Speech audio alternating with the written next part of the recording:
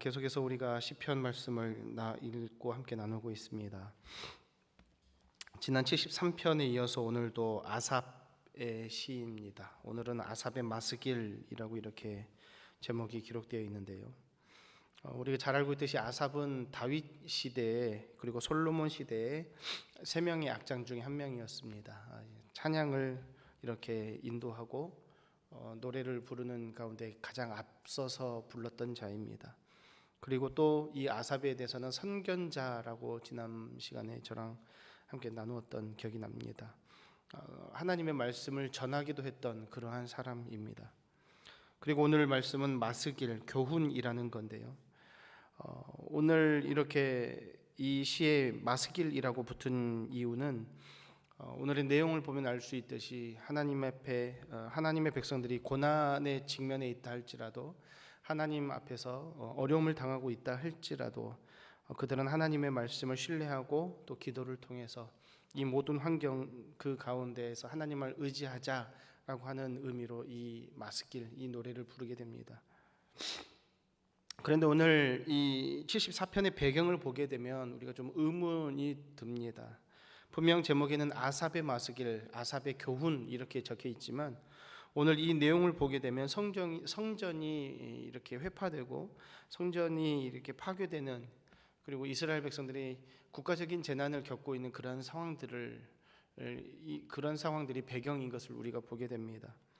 오늘 7절에 보게 되면 이렇게 나오죠. 주의 성소를 불사르며 주의 이름이 계신 곳을 더럽혀 땅에 엎었나이다. 하나님의 성전이 불에 타고 하나님의 이름이 더럽혀졌다라고 하는 것이 다윗과 솔로몬 시대에는 일어나지가 않습니다.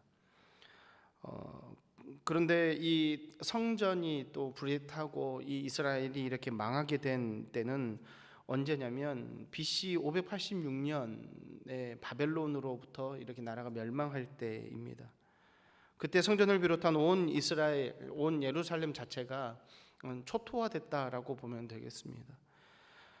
그래서 이 유다 백성들 가운데 많은 사람들이 바벨론의 포로로 끌려가게 되고 거기서 수십 년을 보내게 되죠. 그래서 이제 고레스 왕 시대 때 돼서 이제 그 왕 때에 돼서 성전을 다시 짓게 되고 그 성전에서 노래를 불렀던 사람들이 아마 그 가운데에서 아삽의 자손이 이 시를 지었을 것이다라고 이렇게 추측을 하고 있습니다. 그래서 오늘 시편을 정확히 우리가 배경적으로 보자면 아삽이라고 하는 그 인물이 쓴 것이 아니라 아삽의 후손이 이스라엘 백성들에게 어려운 상황 가운데서도 하나님을 향해서 우리가 하나님을 의지하자라고 하는 의미로 부르는 노래일 것이다 라고 이렇게 여기면 될 것 같습니다. 그런 의미를 가지고 이 어려움 속에서 국가적인 재난과 한마디로 말하면 지금 현재 부르는 이 노래의 배경에서는 주권을 잃어버린 상황이라고 보면 되겠습니다. 이런 상황 가운데에서 하나님의 백성들이 하나님을 향해서 어떻게 노래를 부른가, 또 우리의 삶 속에서 비록 우리의 삶 가운데에서는 이와 같은 어려움은 없겠지만 우리들의 각자의 삶의 환경 속에서 각기 다른 어려움들 속에서 우리는 작은 어려움이나 큰 어려움이나 어떤 상황 속에서도 우리는 어떻게 하나님을 의지할 것인가 라는 것을 우리는 돌아보면 좋겠습니다. 먼저 우리 한번 1절을 한번 보시기를 바랍니다. 1절에 보시게 되면 이렇게 나오죠. 하나님이여 주께서 어찌하여 우리를 영원히 버리시나이까, 어찌하여 주께서 기르시는 양을 향하여 진노의 연기를 뿜으시나이까 라고 이렇게 고백을 합니다. 히브리어 성경에서 오늘 우리가 읽은 이 말씀에서 하나님이여 라고 하는 말씀으로 이렇게 시작하지만 원어 성경에 어순이라고 하죠. 단어의 순서를 보게 되면 어찌하여 하나님 이렇게 표현하고 있습니다. 왜요 하나님이라고 하는 것이죠. 하나님 앞에 호소하는 겁니다. 하나님 어찌해서 이렇습니까? 예루살렘의 멸망, 이스라엘의 멸망을 보면서 이 시인은 엄청나게 큰 충격을 받습니다. 시인뿐만이 아니라 유다 백성들이 너무나 큰 충격을 받습니다. 왜냐하면 이때 당시에 유다 백성들은 스스로 자기들이 선민이다, 하나님의 백성이다, 우리는 망하지 않을 것이다, 다윗의 왕가가 멸망할 수 있겠느냐라고 이들이 자신했기 때문에 그들이 망하는 것은 감히 상상을 할 수 없었던 것이죠. 그런데 이들이 일어나지 않아야 될 것만 같았던 그런 일들이 그들에게 일어났고 또 나라가 잠시 망했어도 이는 하나님께서 우리를 채찍질하기 위해서 잠깐 우리를 이렇게 벌 주시는 기간이겠지라고 이들은 생각을 했을 것입니다. 그런데도 불구하고 그 시간이 계속해서 길어집니다. 계속해서 길어지다 보니까 이들은 오늘 이렇게 고백하는 겁니다. 어찌 우리를 영원히 버리십니까? 라고 고백을 하는 것이죠. 여기서 볼 수 있는 것은 무엇이냐면 유다 백성들이 절망하고 고통스러워하는 것은 자신들을 멸망시킨 바벨론 군대가 아니라 하나님이 우리를 향해서 가만히 계신다는 사실입니다. 하나님이 나에게서 아무 반응이 없으시다라고 하는 것입니다. 하나님 왜 가만히 계십니까? 하나님의 백성이 망하도록 그리고 버려져서 이렇게 계속해서 고통받도록 하나님 계속 이렇게 그 자리에 계십니까? 라고 하는 것입니다. 어찌하여 그런데 이 고백 가운데 이들은 또 이렇게 말을 하고 있습니다. 진노의 연기를 뿜으십니까? 여기서 진노라고 하는 것을 우리는 봐야 합니다. 진노라고 하는 것은 아페카라고, 진노의 연기라고 하는 것은 아페카라고 하는 단어가 해석된 건데요. 이것은 콧김입니다. 예전에 우리 어렸을 때나 예전에는 그런 표현들이 가끔 있었는데 아주 화난 상태의 캐릭터들이 표현될 때 코에서 김이 확 씩씩 나오는 그런 것들을 봤는데 이것처럼 아주 그러한 분을 참지 못하는 그런 상태입니다. 하나님 어찌해서 우리 하나님의 백성들에게 그렇게 화를 내고 진노하고 경노한 상태로 계십니까? 라고 하는 것이죠.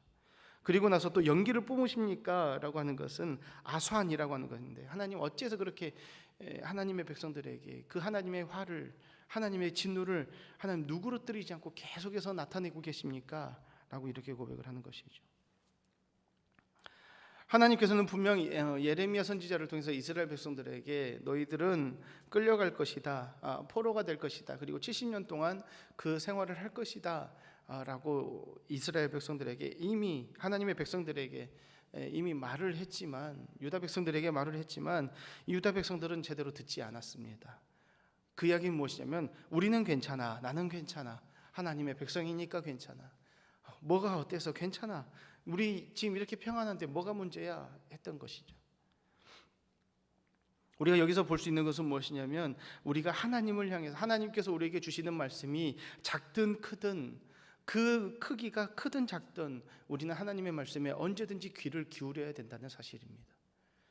그러나 하나님 앞에 귀를 기울이지 않았던 이스라엘 백성, 유다 백성들이 이들이 진노를 당하고 나라가 망하고 나니까 그때서야 하나님을 향해서 호소하기 시작하는 것입니다. 이제 2절과 3절을 한번 보시기를 바랍니다. 옛적부터 얻으시고 속량하사 주의 기업의 지파로 삼으신 주의 회중을 기억하시며 주께서 계시던 시온산도 생각하소서. 하나님 생각해 주세요. 하나님 예전에 우리와 너무나 좋지 않았습니까? 하나님 예전에 우리와 너무나 하나님께서 우리를 사랑해 주시지 않았습니까? 그런데 하나님은 지금 우리에게 너무나 진노를 뿜고 계십니다. 그런 이야기입니다. 그런데 2절에 보니까 옛적부터 얻으시고 속량하사라고 하는 표현을 우리는 보게 됩니다. 얻다라고 하는 것은 무엇이냐면 노예로 팔린 가족이나 친척들을 돈을 주고 되사올 때 사용되었던 단어들입니다. 여기서 속량하사라고 하는 것도 그 값을 치르고 가져오는 그러한 상태를 말합니다. 이스라엘을 향해서 하나님께서 그러한 상황을 만들었던 것이 언제이냐? 출애굽 시절 때입니다. 하나님께서 예굽에게 하나님께서 그 값을 전부 다 그들에게 치르시고 우리를 하나님께서 구해오지 않으셨습니까? 과거에 우리를 출애굽하실 때 애굽에게서 그 값을 치르고 온갖 빚을 다 갚고 우리에게서 그 하나님의 영광을 나타내 주시고 우리를 붙들어 주시지 않으셨습니까? 하나님 그런데 지금 우리가 망했습니다. 하나님 우리가 어렵습니다. 라고 얘기를 하는 겁니다. 그래서 이 회복과 이렇게 값을 치르고 얻고 속량할 수 있는 것은 다른 우리의 방법은 없고요. 오직 하나님밖에 없습니다. 하나님만이 나의 도움이십니다. 라고 이렇게 시편 기자는 말하고 있는 것입니다. 이제 4절을 보게 되면 더 계속해서 시편 기자 이렇게 고백합니다. 주의 대적이 주의 회중 가운데 떠들며 자기들의 깃발을 세워 표적으로 삼았습니다. 이거를 새 번역으로 읽어보면 이렇게 읽을 수 있습니다. 주님의 대적들이 주님의 집회 장소 한가운데로 들어와서 승전가를 부르며 승리의 표로 깃대를 세웠습니다. 하나님의 성전 안에 그들의 깃대를 세웠습니다. 이때 당시에 전쟁, 나라와 나라, 국가 간의 전쟁을 하게 되면 승리한 나라가 패배한 나라에 깃발을 세웁니다. 깃발을 세운 것은 무엇이냐면 우리가 믿고 있는 신이 너희들의 나라의 신을 이겼다라고 하는 자랑인 것입니다. 그리고 선포였던 것입니다. 그래서 이 시편 기자가 말하는 것이 주의 대적들이 주의 회중 가운데 떠들며 자기들의 깃발을 꽂습니다. 하나님의 백성 가운데 저들이 우상들이 나와서 하나님을 이겼다라고 합니다 라고 그들이 말하는 것입니다. 골리앗이 다윗과 싸울 때도 이와 비슷한 상황들이 있죠.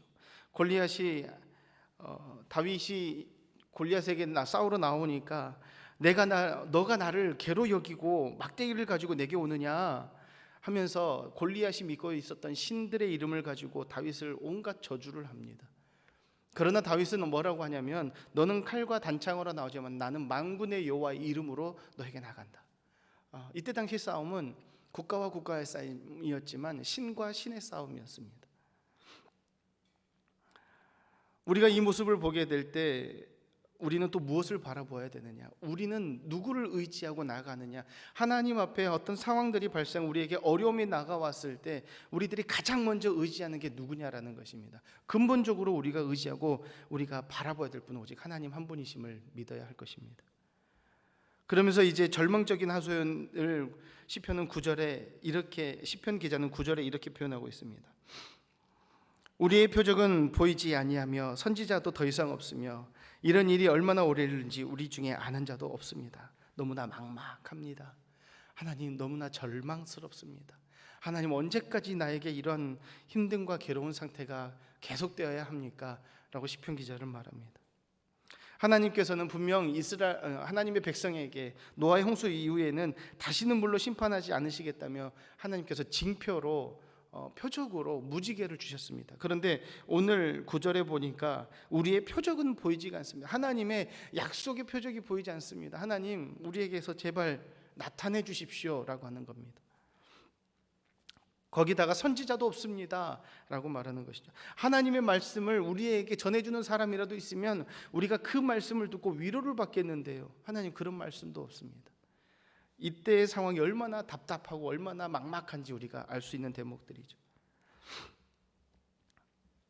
시인을 더욱 절망으로, 더 고통으로 밀어넣는 이런 일들이 언제 끝날지 모른다는 상황인 것이죠. 우리가 차를 타고 터널을 이렇게 쭉 다닙니다. 고속도로를 가게 되면 산을 뚫어서 터널을 만들죠. 그런데 우리가 그 터널을 보게 되면 터널을 시작하기 앞에 보면 여기는 1km입니다. 몇백 미터입니다. 긴 곳은 한 몇 킬로, 한 4km입니다. 이렇게 표시가 되어 있습니다. 그런데 우리가 어느 터널에 들어갔는데 이 터널이 몇 킬로인지 몇 미터인지도 모르고 들어갔는데 금방 끝날 줄 알았는데 계속해서 터널입니다. 계속 타고 가는데 이 터널이 끝나지가 않습니다. 1시간, 2시간, 3시간 해도 끝나지 않습니다. 그러면 어떨 것 같습니까? 점점 두려움이 다가옵니다. 공포가 다가옵니다. 그리고 이제는 그 공포에 휩싸여서 내가 어찌할 바를 모르게 되는 것입니다. 이런 상황인 것이죠. 가도 끝이 없고 지금 언제쯤 끝이 날지도 모르는 이런 상황. 그래서 하나님에게 이렇게 고백을 하고 있는 것입니다. 하나님 언제입니까? 우리에겐 표적도 없고요, 선지자도 없습니다. 하나님의 말씀을 전해주는 선지자도 없는 것 같습니다. 그래서 시인이 또 너무나 괴로운 가운데 11절에 이렇게 고백을 합니다. 주께서 어찌하여 주의 오른손을 거두십니까? 주의 품에서 손을 빼내시어 그들을 멸하십시오. 하나님의 대적, 우리 예루살렘을 멸망하게 했던 바벨론을 하나님께서 그들을 쳐주십시오 라고 고백하는 겁니다. 여기서 오른손을 거두십니까? 이 오른손이라고 하는 것은 지난 시간에 저와 함께 나누었을 때 오른손이라고 하는 우리가 잘 알고 있듯이 하나님의 능력을 나타냅니다. 그 하나님의 능력이라고 하는 것으로 대입해서 읽어보게 되면 어찌해서 하나님의 손, 곧 하나님의 능력을 우리에게서 걷어가십니까? 하나님의 능력을 다시 나타내셔서 그들을 멸해 주십시오라고 하는 겁니다.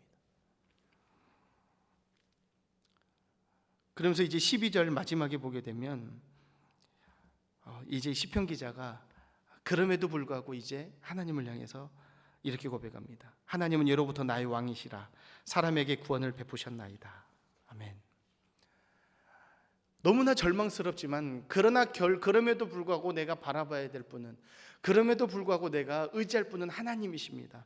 하나님은 나의 왕이십니다. 하나님은 우리의 왕이십니다. 하나님께서 사람에게 구원을 베푸신 줄로 믿습니다. 오늘 우리의 삶 속에서 이 모양 저 모양으로 때로는 잘되고 번창하고 평안한 우리의 삶이 지속될 수도 있습니다. 그러나 그때에 우리가 더 기도해야 하는 것이고, 우리의 삶 속에서 어려움이 겪고 우리들의 삶 속에서 괴로움이 나타날 때 우리는 더욱 하나님을 의지해야 될 것입니다. 오늘의 시편 기자처럼요. 시편 기자는 너무나 고통스러운 속에서 하나님을 불렀습니다.